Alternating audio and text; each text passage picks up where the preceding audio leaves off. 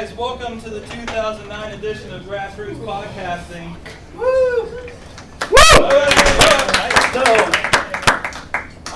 For those new and old, again, we are, I'm Soren and I'm DJ Lunchbox. Nice to meet you. WrestlingMayhemShow.com. Chachi's here, he's one of the original guys on the show and he just came back randomly. He's just here for the vibes. Should I drink that? I am Sick Puppy from ShouldIDrinkThat.com. This is Father Spoon. Thanks. You're welcome. Appreciate that. Well, for us, if you haven't heard of us, we've been doing podcasting coming on our 4th year in January. I just explained all the stuff last time. I'll do this time. Okay. We are coming up on our 4-year anniversary of the Wrestling Mayhem show. We just did episode number 188, was it 189? Yeah, 188. 188 coming up on 200 episodes. I can barely believe it myself. But we've had interviews. We interview wrestlers, of course, a lot of local independent wrestlers. We've also, we just recently had Jimmy Superfly Snuka, if anybody remembers him. Superfly? Oh yeah, Yeah, like 2 weeks ago. Yeah, that's awesome. We've had wrestlers here and there that have appeared on WWE, formerly WWF, TNA Wrestling, which is also on TV right now, Ring of Honor, which recently got a deal with HDNet. Good old Mark Hughes. Good old Mark Hughes. Yeah. So, Can everybody hear us all right back there? You good? firm proponents of violence, which you'll see later. Yes. But, We'll explain that in a second. You guys?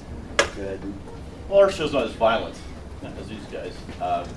We are Should I Drink That? We're a craft beer reviewing podcast, and I guess such a big cast. Yes. Do audio and video. We try to put out a show once or twice a month, and in that show we'll review 3 to 4 beers, sometimes 5, or 6. That's rough. Yeah. And what we want to do is get the everyday Bud Coors Miller drinkers to realize, there's other alternatives to what you're drinking right now. And a lot of the good stuff's actually made in Pittsburgh, so we're really trying to push Pittsburgh, southwestern Pennsylvania, and most of Pennsylvania. To let the world know that Pennsylvania is a destination that we want you to come to for great craft beer. So we've been around for about 3.5 years. We don't have as many shows as the wrestling guys. We only have 55. But they're high quality shows. That's right. We're way better than their shit. Yeah, we kind of have a raw style. We do our stuff live every Tuesday, and get it up shortly thereafter. We do have a vidcast live on your stream. Okay. Well, like I said, this is Grassroots Podcasting, and we want to talk to you about how we've kind of garnered our fans and everything. And one big Okay, thing. stop. Just stop. Let's just get this out of the way. We're getting to that. Okay, how many people have been to this session in past years? Oh, we got a little new bodies. Okay, so for those who haven't, Should I get it started? no, let's haven't explained yet. We're a wrestling podcast, and the session is very violent. How many of you guys are familiar with the professional wrestler Ric Flair? Woo! Everybody knows. You can hold off on that, whoever that was. Now, Not yet. at Pod Camp 1, we decided that, well, the point we want to get across is we do love our fans, and a big thing with our fans, a big thing with fans at wrestling shows is audience participation. They do chants, sometimes we'll have bring your own weapons matches, it's great. At independent shows, whenever anybody throws a chop, which Ric Flair is famous for, they all, woo, woo, right? Yes. Now, this is, Sorg, you want to take it from here? So we decided at the last minute, the first one, that we will have any time that the audience woos, somebody up here will get chopped. Woo! Go ahead. So That let's was start way this too much off. prep work. Everybody on the count of 3, give out your best woo. 1. Wait, are these non-chop woos? This is a practice Practice run one. for you. It's a practice. And after that, Josh, you'll get chopped. 1, 2, 3. That's very There you good. go. There you go. Now, from now on, from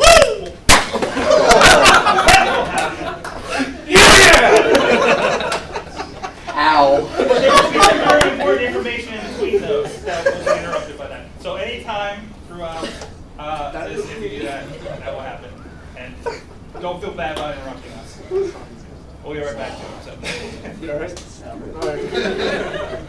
I lost my lungs. Okay.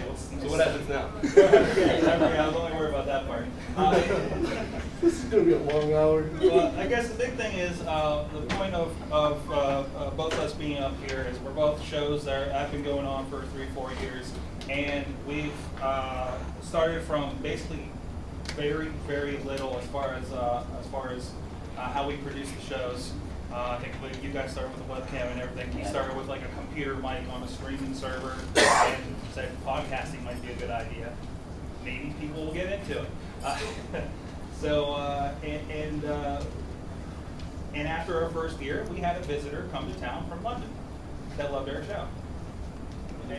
He was a doctor. Blew our damn minds, right? But I think what's more impressive is these guys. One of their early. Hey, tell them how you get started and that one video you guys put out. Talking about the Brahma, aren't you? Talking about the dogfish. Well, there's a couple of videos that we started out with. Our original intention was, if 5 people listen to our show, we're happy. The 2 of us have been drinking together for years. We figured, you know what, if we could put it on the internet and people will listen to us, hey, that's great. If not, it's no big deal. It's fun for us, so if we drop to 5 listeners, we're still going to do it. So the first thing that we did is, like Sorg said, is our first setup was a webcam that we were just using to record audio. So we had a video camera recording our audio because our mics were that bad. We might have been a little drunk. The microphones that you can start with, though, and one of the big things that we stress with Grassroots Podcasting is you don't have to spend a lot of money to get into this. You can start with a webcam that's already built into your laptop. You can start with a $14 microphone from Staples or Office Max or any of those places. And you can even start with Audacity, which is free software. So really, it's very inexpensive to get started with podcasting and vidcasting also. So what we did for our first show was, it was Cinco de Mayo. I figured, what better way to start it than on a drinking holiday? And after a few beverages and some balls of tequila, we thought it would be great to have Mr. Sick Puppy here try to drink a 7-year-old beer that was in and out of an attic. Yeah, it was hot, cold for years. And it came out looking like a lava lamp when you poured it. And amazingly, our hits started taking off from there. So we found out that people like watching us do stupid things, especially when alcohol's involved. Now this is before a lot of the other kids came around later, it was 2006. Yeah. And from there, it just our popularity started growing. So if you could find your own little niche there, not necessarily stupid things you're doing, but like for us, we started doing more serious craft beer reviews, and then the craft beer fans started listening to our show more, started paying more attention to us, and then came the, I guess it's now infamous. Does anybody know what a Dogfish Head 120-minute IPA is? We got beer fans. All right. Awesome. One of our fans said, why don't you do some more fan interaction? And this is when we were just starting to talk with the wrestling guys about, how can we get our fans more involved with the show? We had a blog, we had a forum, but no one was really using it. We need something that can really start driving some audience. So we did a vote on who was going to chug a Dogfish Head 120-minute. If you're unfamiliar with it, it's 20% alcohol in a 12-ounce bottle. And I got that vote. So we got together one night. It was actually Good Friday. For those of you who haven't seen the show, you are a priest, so I kind of dress up as a priest. So that even added to the irony of the night. Dress up as a priest. That kind of sort of. And we recorded this video where we had our official paramedic came in. We actually got a real paramedic to come in. He put a blood bag up to my arm. His name is Dick Hammer. Paramedic Dick Hammer. And we totally embellished the entire thing. The actual chug was 10 seconds long, but we made a 7.5-minute video out of it. And next thing we know, we have over 15,000 downloads of it. And there's a couple of people that really trashed us because they said we're disrespecting the beer and stuff like that. But I think on that note, for us, bad press is good press, and that got us so much attention for all the, like, I consider myself a beer geek, not so much a beer snob, and there's a certain percentage out there that will bash you for doing what we did, you know, and like, have a sense of humor. We did it for fun, you know, and all these beer forums are bashing us, and but because of that, our listenership skyrocketed. And we also got justified because Sam Calgione, who's the head brewer of Dogfish Head, his wife got a hold of us and said, we love it. We think this is the funniest thing we've ever seen. This is great. So right there was our proof. We're like, look guys, doesn't matter what you say about us now. You think we're disrespecting you, but you know, when the head brewer, who's a rock star to us, comes out and says, hey, this is pretty cool, and we knew we had something going on. And just last month, actually, we passed our 500,000th download of our show. So we're pretty geeked about that. Woo! Woo! That was a good timing on that. It was. I like that. Well done. That is, Between sentences, that's good. Next time I'll use my fist. hey, dude. They all went right. I'm not gonna hit over here. Well, like I said, we really want to stress you, trying to find inexpensive ways to start your podcast, start your own little show. And another thing that we do too is we go through a company called Cafe Press for business cards. The cool thing with them is we get about 500 cards for free. You just pay for shipping. And we get, I think there's some on the table or around here. They're in the sponsor room. Nice glossy cards. The only thing we paid for was, I think, 10, 15 bucks on shipping. Like that, yeah. It takes 3 weeks or so for it to get to us, but we got free business cards basically. Mhm. And we've been able to pass them out. People are always saying, you know, how can we get a hold of your show? The best thing you can do is just pull out a business card and hand it out to someone. And business cards have worked really well, at least on my end of the show, because I go to a lot of bars, and I'm always passing them out, always. You know, it works really, really well to get your name out there for a podcast. Another advantage with the business cards too is if you go to a Staples or Office Max or any of your office supply stores, you can buy packs of business card size magnets. You can slap your sticker on there, or slap your. Woo! Oh no! Screw you! Nice. Or sorry, Yeah. you could place your business card. Place your business card. I had water in my hand too. Place your business card on the magnet, and there might still be a few left around from the last 2 pod camps around this building. Yeah. Thanks to DJ Lunchbox, who took a stack of them and decided to decorate the Art Institute. I think I came back 3 months later and there's one still in the elevator where nobody could reach it. Look around these black cabinets around here. I guarantee there's one still stuck behind it or beside it. Nice. All that work it took me to cut those out, I'm glad to know they're behind cabinets. I guess our main point is, if you're looking to start a podcast or already started one, it's you don't have to spend a lot of money, and don't worry about quality right off the bat. And we still sound like shit. So. We had bad weeks too. That week 7, I kind of screwed up on the board, so it happens, especially when you do it live and everything. For us, our big thing from the start, this stems from us starting on a streaming radio server that ran out of my room on Shoutcast, was having the live interactivity, was having the live chat room going on, whether we just did like an AIM room, which grew into doing it on Poshu, which grew into Blog TV, Ustream, we tried Vivo for a while. And then which turned into, let's have a webcam. Let's try again, let's have them see us so we can interact with people in person, at least on the live show. It's still exclusively an audio podcast, but we do have several clips all over YouTube of interesting things that have happened on the studio during the show, whether it be putting on a fake monkey head that turned into a presidential candidate last year. Entirely true. There's look up Stuff Monkey on YouTube and it's still there. And to the point where we had local wrestlers that live in the area actually come into the studio and record those, and they would get crazy. The one guy, is a masked wrestler and would come in his mask and tell us about how he got trained in Japan. We had played an owl. We did. He has a feud ongoing with the stuffed owl in our studio. There's pictures. There's pictures of that. He's got. I didn't know guy named Super Hentai would be afraid of owls. But it's really helped people get into it, just like become a part of the show. We have an email reading segment. Our first segment is completely dedicated to fan interaction.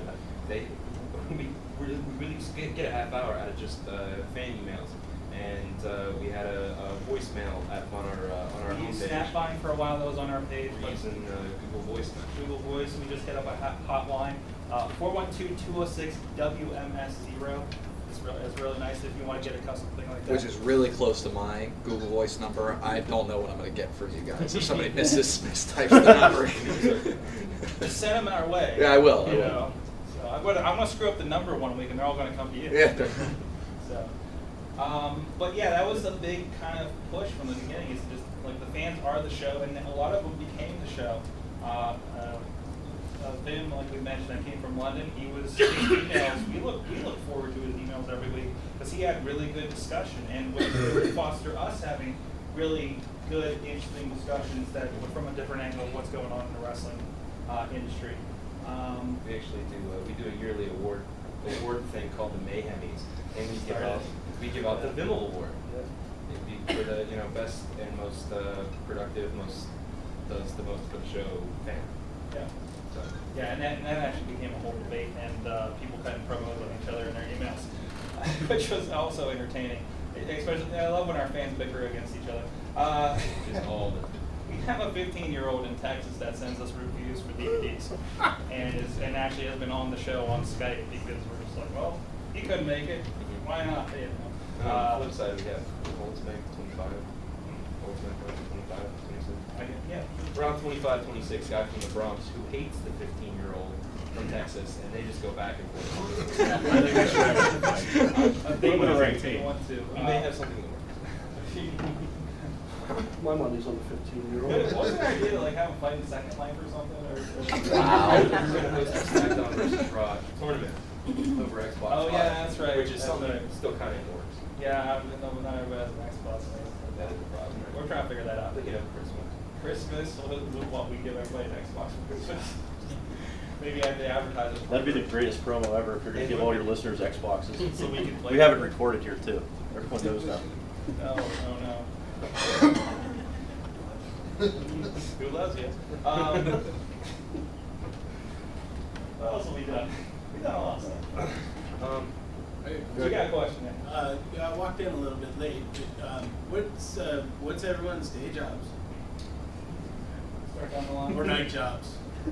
This would be our night job, but That's true. I'm a jack of all trades / drug dealer.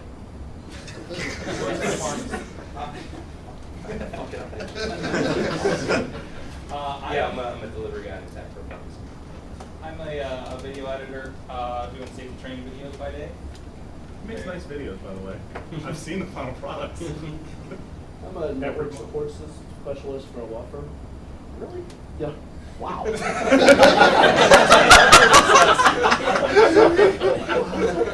the biggest revelation of this entire session. I'm a social media coordinator and web designer. Woo!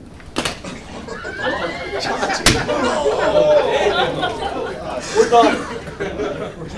By the way, the session tomorrow with you all won't be like this. Get ready. He wasn't Paul. even listening. Good. So, Pay back to the front. unless anybody, or I'll follow, does anybody, are you thinking about different ways for monetization, like making this more? These guys. We don't make money, don't lie. We do sell a product on our website. It's called, it's a different product. It's called the Gray Kangaroo. It's a booze filter. It turns really crappy alcohol, cheap alcohol, into really good booze. It takes the stink out of your drink. It does. It's the most wonderful and dangerous thing. It is. I actually brought it onto the Mayhem show once, and yeah, that went really well in the second half of the show after we started doing some shots. Yep. We started getting a ton of downloads, and I believe in that product so much. I actually said to every one of our fans that downloaded the show, like, if you buy one off of us and you think it's a piece of shit, I'll buy it back from you. So Which reminds me, we do carry an explicit tag on our show. Yeah, so A very big explicit tag, because if you even say like ass on iTunes, you get hit with the tag. So just wanted to bring that up before Yeah, we people start gotta- downloading. potty mouth. I think we all kind of push the limit on our shows. we probably should Yeah. have said that up front. Sorry to anybody that we've offended thus I far. think that guy that left. It's only one person this year so far. Well, Mike brought up something earlier that I just wanted to address quick. Since Grassroots, we want to keep it as low budget as possible, well, inexpensive as possible. If you could get a Google Voice invite, that's fantastic. They're $250 on Google. On Really? I Buy those? bought mine for $250 because I was Oh. waiting for mine, and then I got it a week later for my other email address. Dang, I need to up my price then. I was charging $150. If you haven't heard of Google Voice, basically, you can use it as a phone system. And you can pick your own phone number and make it whatever you want. The wrestling guys have theirs. We have 412-223-SIDT, but unless you're using like a rotary phone or a touch phone, it's 412-223-7438. And what you can do is set it up to do not disturb, and it's an automatic voicemail system for you. The cool thing is, as soon as someone leaves you a message, it will email you a notification, and you can download an MP3 format and pop it right into your show. Yeah. And I'm assuming that they're going to start giving out more and more accounts here as it's starting to grow. I think eventually it's going to open up. Well, Gmail started the same way, where you can only get like invite, or somebody can give you an invite. Google Wave, what I know is a big thing, is that's actually going for $80 on eBay. Because I I want could my sell own. something. All right. Make some money on Podcam. Now the other thing too is Skype's a really popular tool if you want to do phone interviews with people. There's some tools out there that you can download that will record the call for you. But the cool thing with Skype is it's free for you. And also these guys are experts on using TalkShoe. I'm really impressed with how you guys can get all the calls that are coming in. You can manage the phone calls. You can cut people off, which is a great thing. They start getting lippy. But there are a lot of free tools that are out there at your disposal. Yeah, so TalkShoe is the easiest kind of no-brainer way to do it, because people can actually just pick up the phone and call you. Skype, you have to pay if you want them to call you.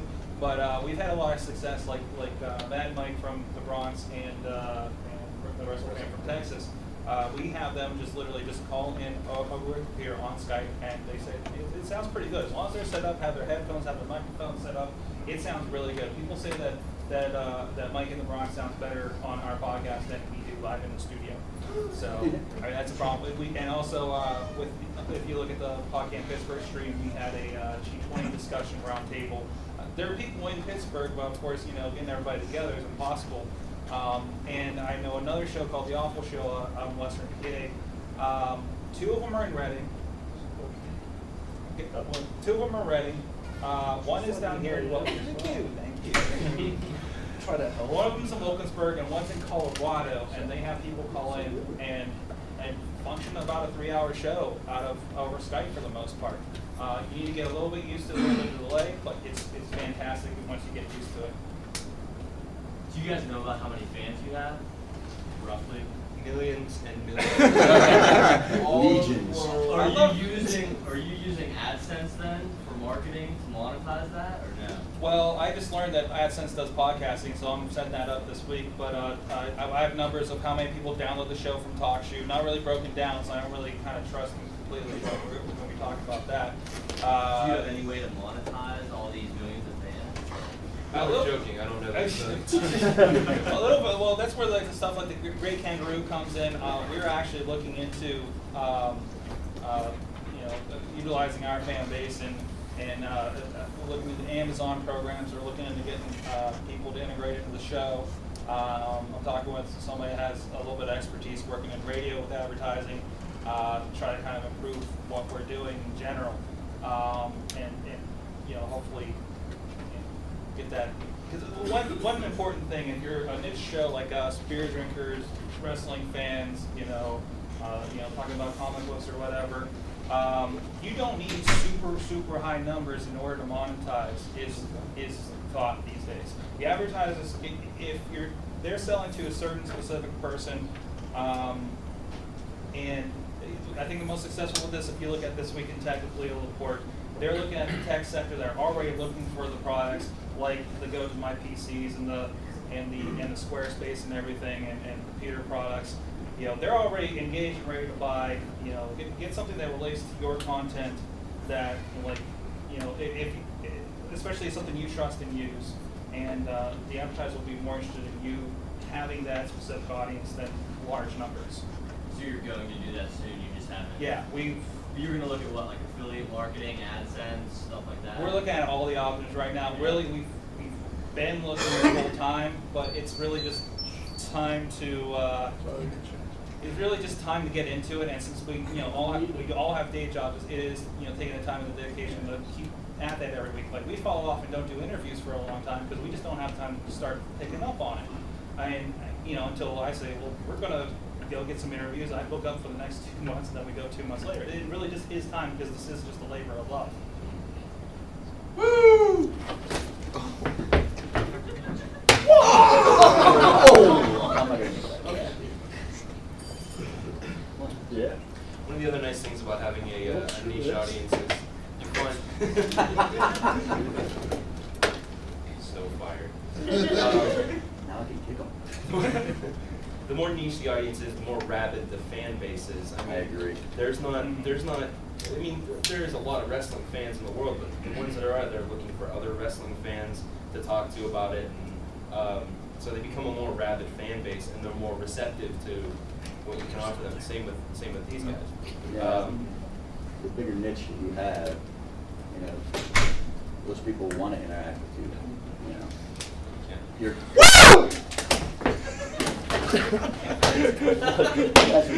You're blocking that. You were blocking.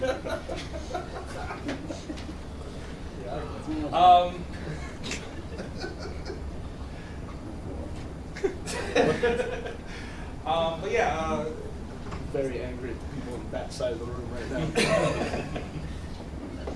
One of the things that I found out with marketing for us is, like they said, we all have day jobs, so it's really tough for us to put all this dedication into a show at night because we have families.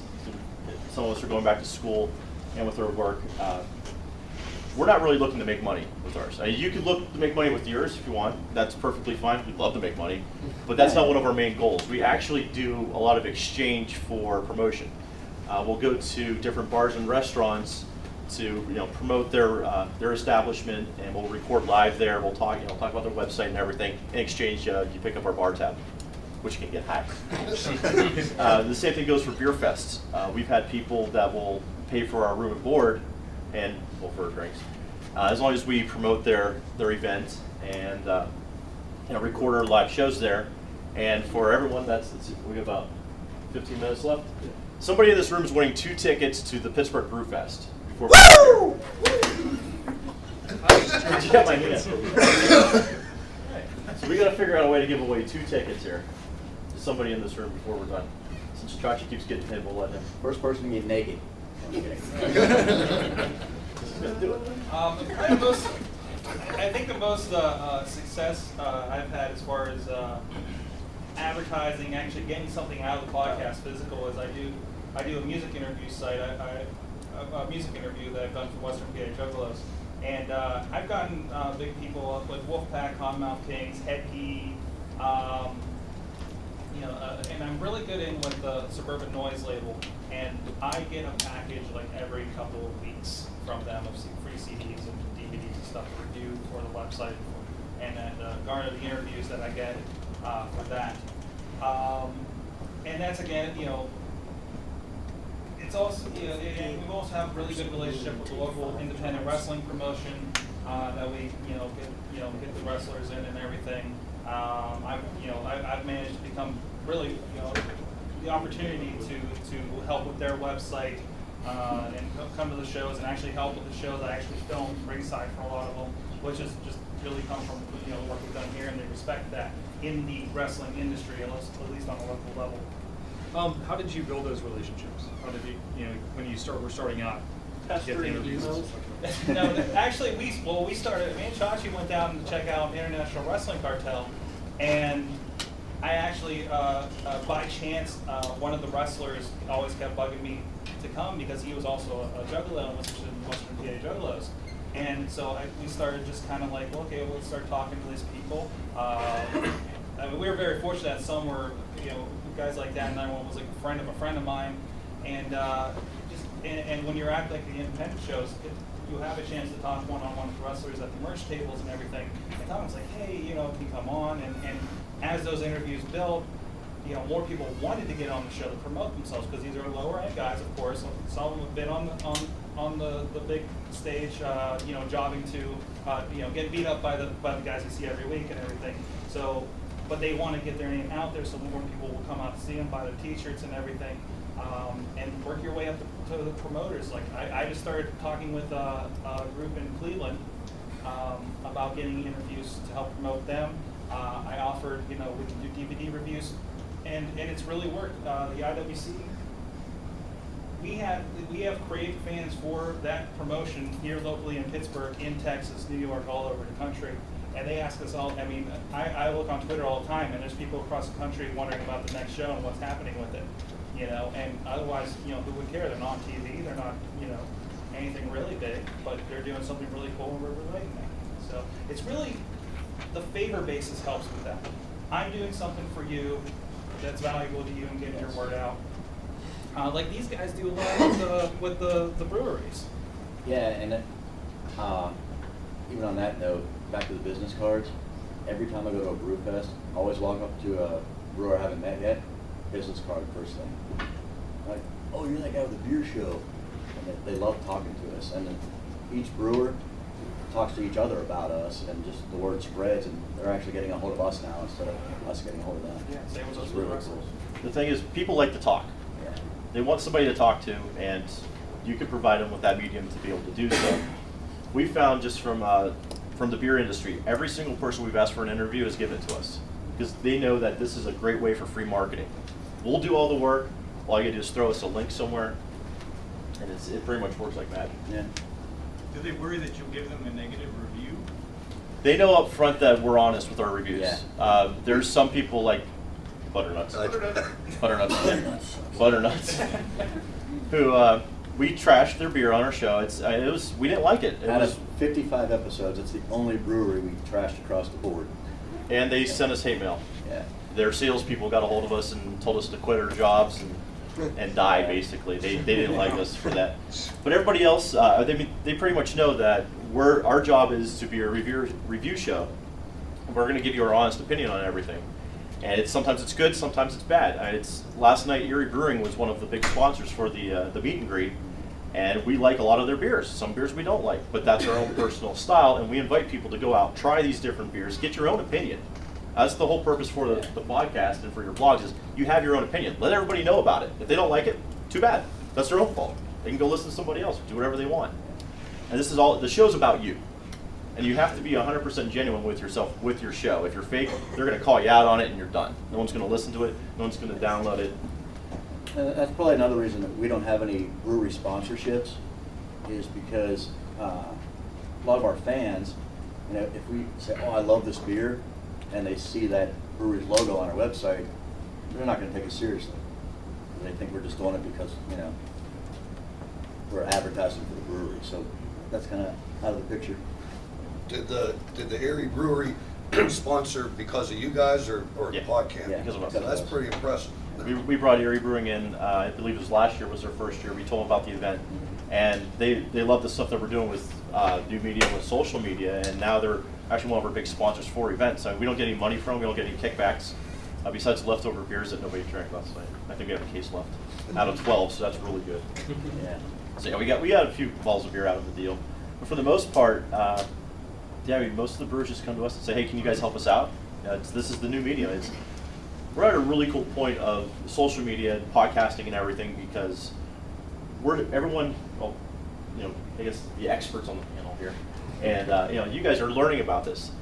There's not that many people really that know about podcasting that can do a really good job. There's a lot of bad shows out there, and people are just starting, and they're not taking lessons, they're not talking to anybody, they're just doing their own thing. You guys are taking the time to come into PodCamp, listen to the sessions, to figure out, you know, how to do it right and how to come out with a really quality product. We appreciate it. Sorry. It sounds like one of the lessons to be learned from you guys as well is that your early shows are really bad. Yeah, terrible. Our shows were awful. We sucked. Oh, And I'm not saying. I'm just saying what you've said, you know. First show, I was drunk and using a webcam.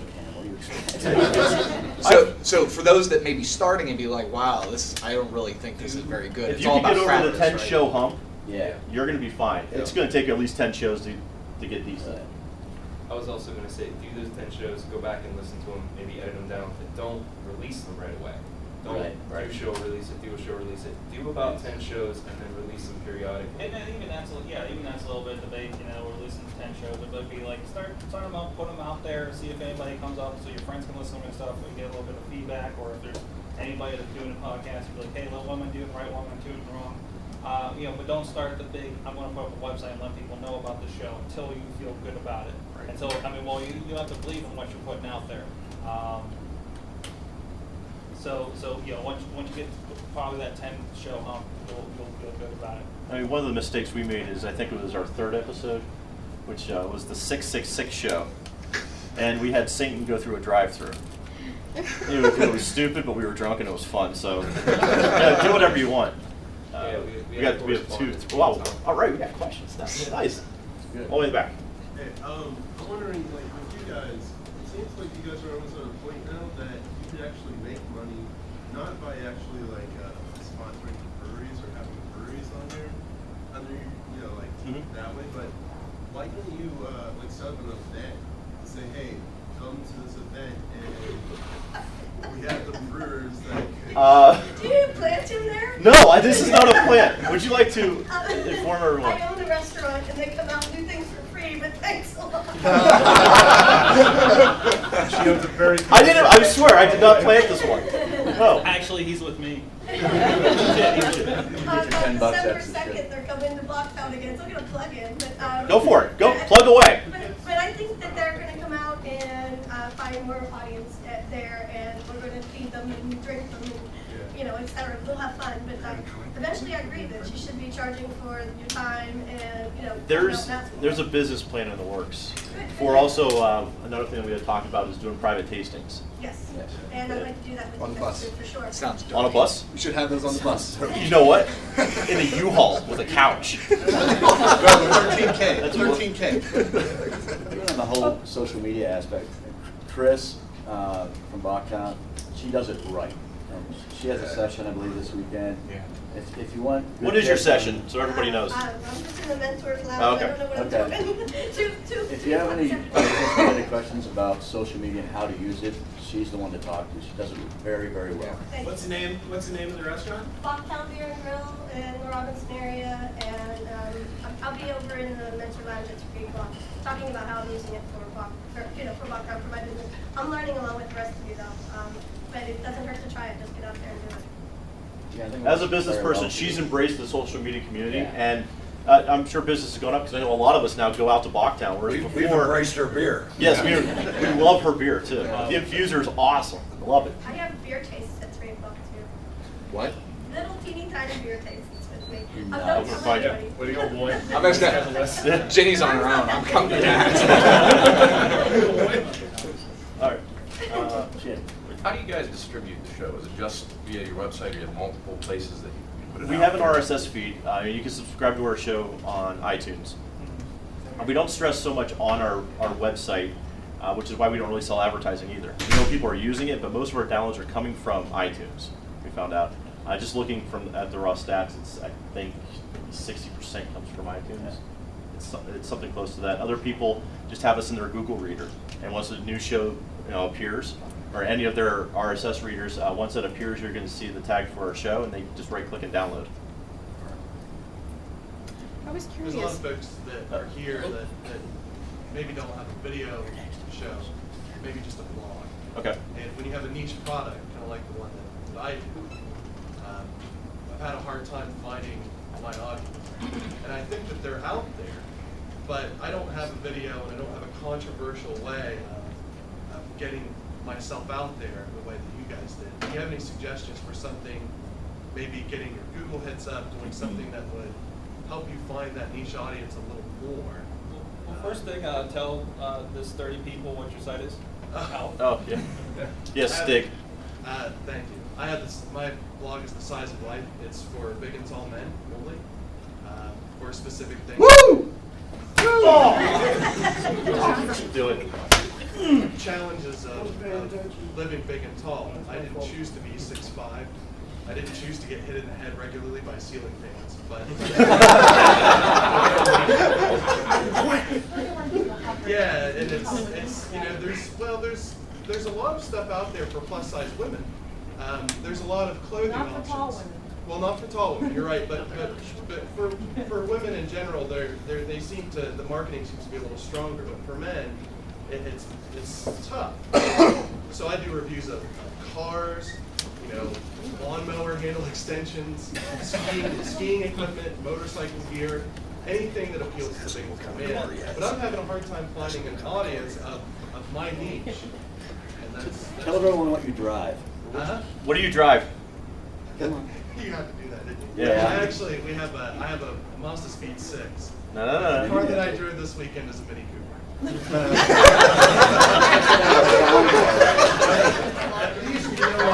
Six ever drives a Hyundai Sonata. It's one of the funniest things ever. I'm not compensating for it. I think for you, the answer is probably first option would be affiliation. Like Yeah, of course you're mostly plus size men, right? Like you're aiming for. It's specifically towards big. I mean aiming for fellow brewcast, wrestling sites with a male demographic like that. You can go into cars. There's going to be a niche within that niche, but that's where they're going to find them. I mean, you're going to. Especially you're talking about the car thing. There's going to be plenty of people who's like, well, I love to check out all these little cars, but I can't fit them. I'm with you on that. When we got a car, we test drive them, and I sat in the back seat of every one to see if I fit, to make sure we got the right one. And our car's huge now. But other than that, I'm not sure. But definitely say, as far as affiliation, big and tall men, a lot of times the people looking for them are tall women. Big and tall women. So affiliation, I would think along those lines. Don't just look at sites that guys are going to go to. But what about where women are going? Sometimes women are looking for men. So Sure. affiliating yourself with sites we have a that whole big and tall women. opportunity here waiting. Like to see cross promotion happen. You two need to talk. Single white male, 6'5", drives a Mini Cooper. Still Married stuck with in a it. kid. Married with a kid. Okay, Michelle. Yeah, Yes. my last Sure. question, maybe it's the last question. A lot of you sort of started out kind of on the low grade with the webcam. Yes. But, and that might have been like in a set studio kind of setting or at your own location. Oh, this is his kitchen. Studio A, as I like to call Yeah. it.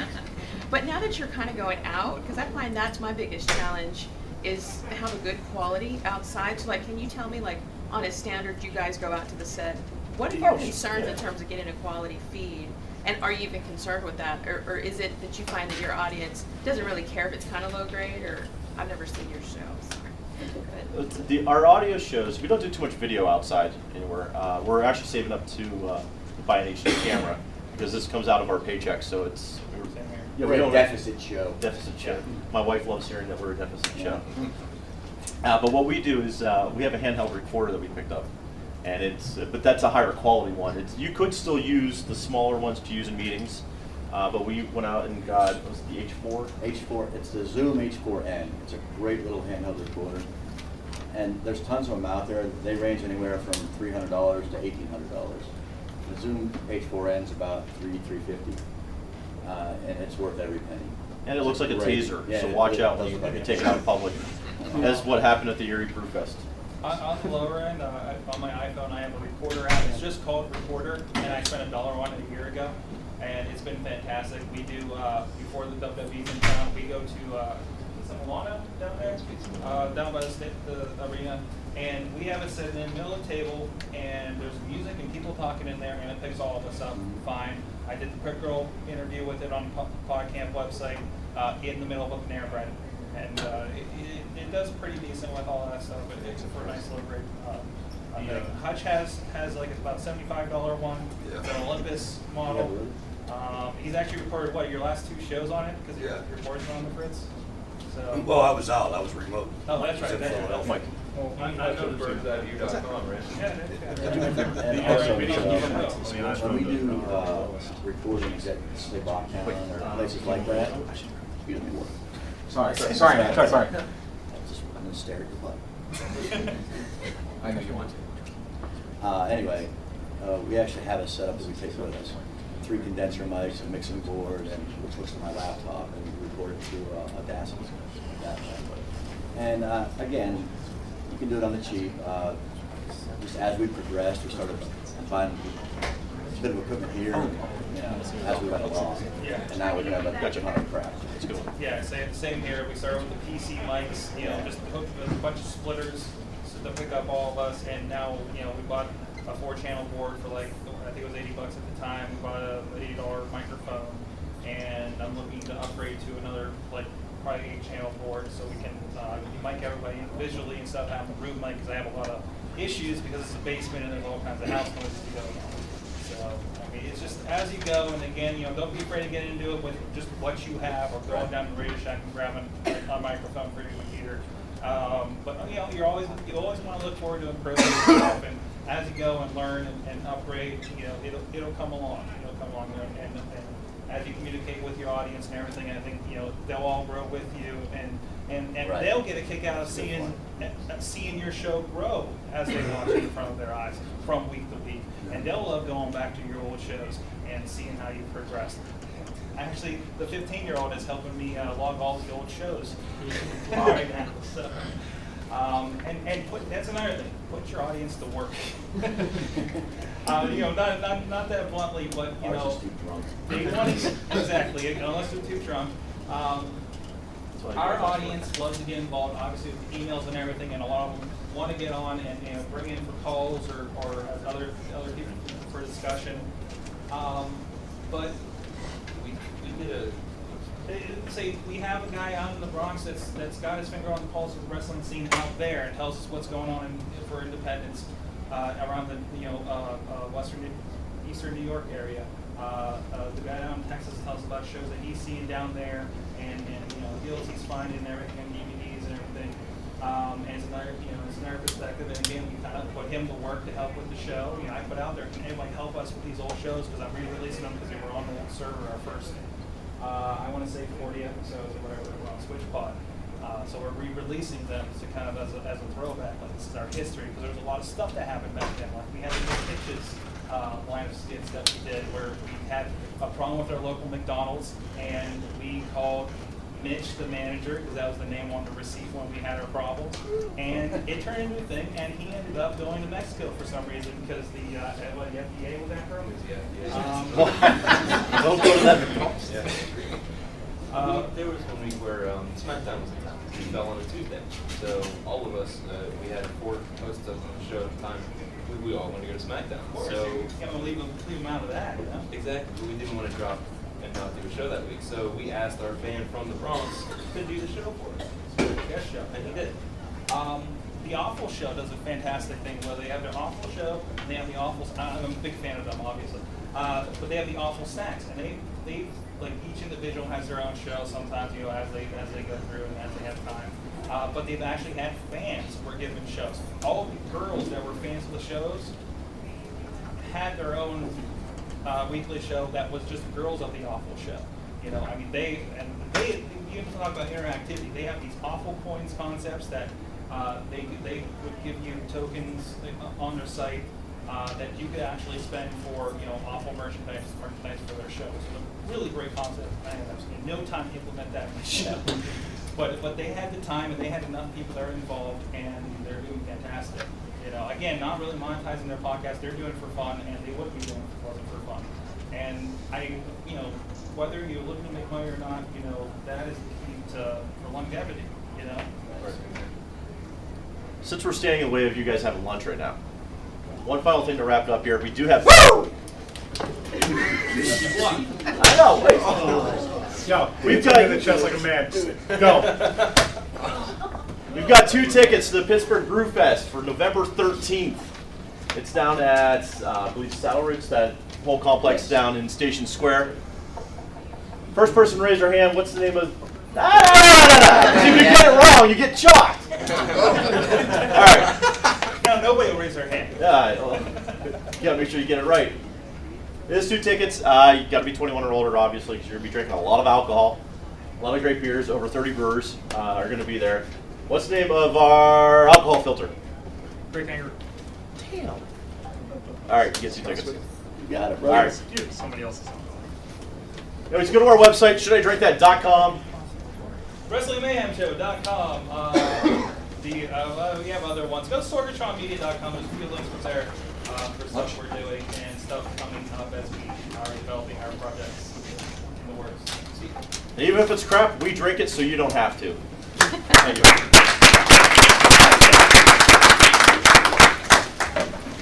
Oh, we have business cards. If anybody has them, feel free. I don't